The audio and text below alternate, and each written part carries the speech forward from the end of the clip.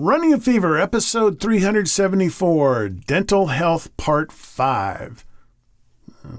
Five. Genetics.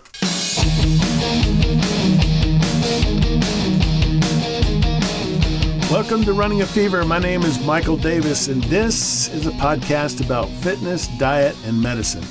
My goal is to live a long, healthy, happy, active life right up to the very end. And I do all that by simply loving my life enough to make it last as long as possible. Well, it's the 5th in our series of 10 episodes specifically about dental health. We're trying to find out how to obtain and maintain oral health by learning the causes of various dental problems and addressing the causes with a plan of treatment, hygiene, and changes in behavior. Thus far, we've dealt with the topics of dry mouth, diet, and last week we discussed what biofilm is and how it can work for or against us, depending on what we do. This week, it's all about genetics and how they determine how much trouble we're going to have keeping our teeth healthy. Yes, it is a factor, and knowing what hand you're dealt at birth can help you play it as well as possible later in life. Deoxyribonucleic acid, or DNA, exists in every cell we have. It is like a computer program in which the code determines the structure of our bodies. 99% of this code is exactly the same for every human being. It's the final 1% that makes each person and each person's teeth unique. Genes are just segments of DNA that control certain functions, like lines of codes or words in a computer program.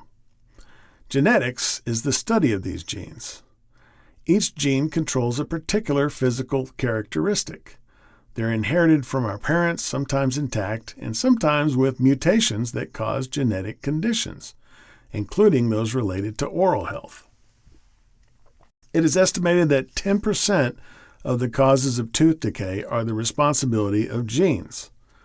By the way, 60% is behavior, and the rest goes to dental professionals, which means you should definitely be seeing a dentist and dental hygienist.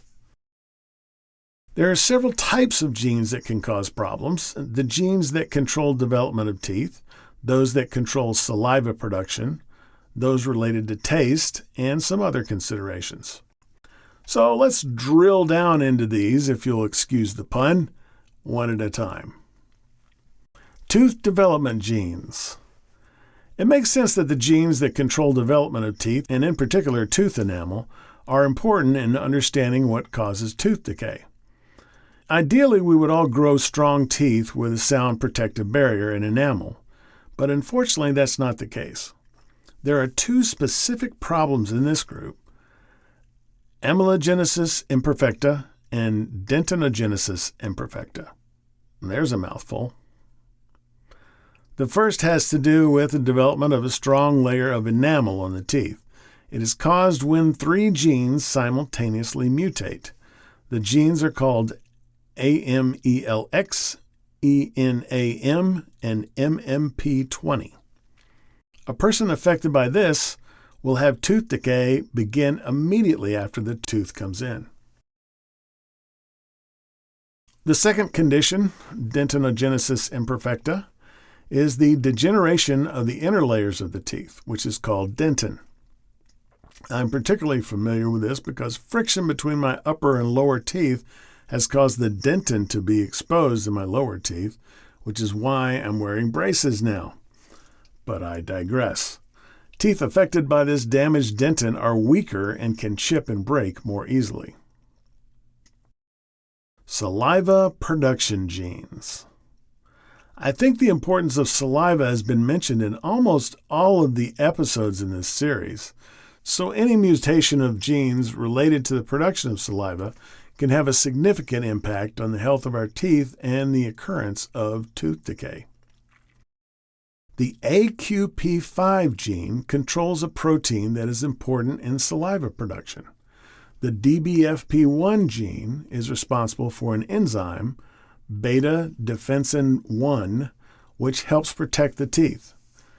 The AMELX AMNB and ESRRB genes help provide minerals in saliva that replace those lost in decay due to acidic environments in the mouth.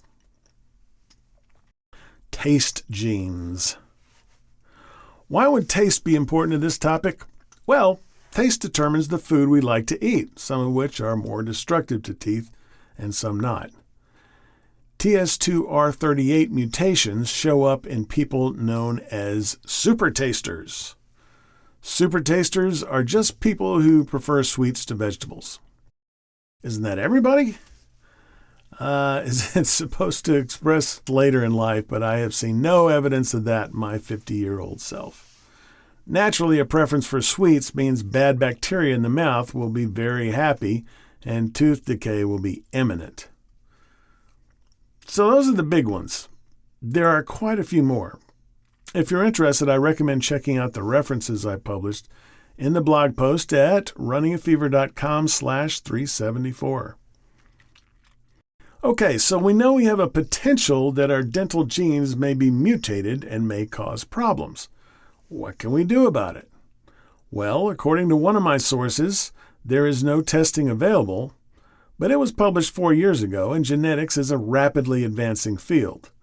There are several companies now advertising genetic testing for dental genes. One of them is Viome, who offer a $259 test that they claim uses advanced RNA technology. Another is Curion. They have a product called Oral Risk genetic testing for $209. With this knowledge, hopefully your team of dental professionals can better help you prevent tooth decay. Environment and behavior are still the overwhelming factors in preventing tooth decay. Advances in genetic science may soon be able to provide relief to those with gene-related conditions. In the meantime, as always, I recommend regularly taking advantage of the services of professionals. Get a dental exam every year and talk to your dentist about the possible causes of your problems, including your genetic makeup. Wow, a lot of stuff there. As I mentioned before, you can find out more from the references in the blog post. I've learned just enough about dental genetics that I now have an idea how much I don't know. I hope you've learned something too. Just a quick note, I am making video of most of the new episodes now, and so you can see my lovely face on them at youtube.com/@runningafever, or just search for @runningafever, all one word. And as always, if you have the fever, keep it burning, and if you don't, catch the fever. And I will talk to you next time on Running a Fever.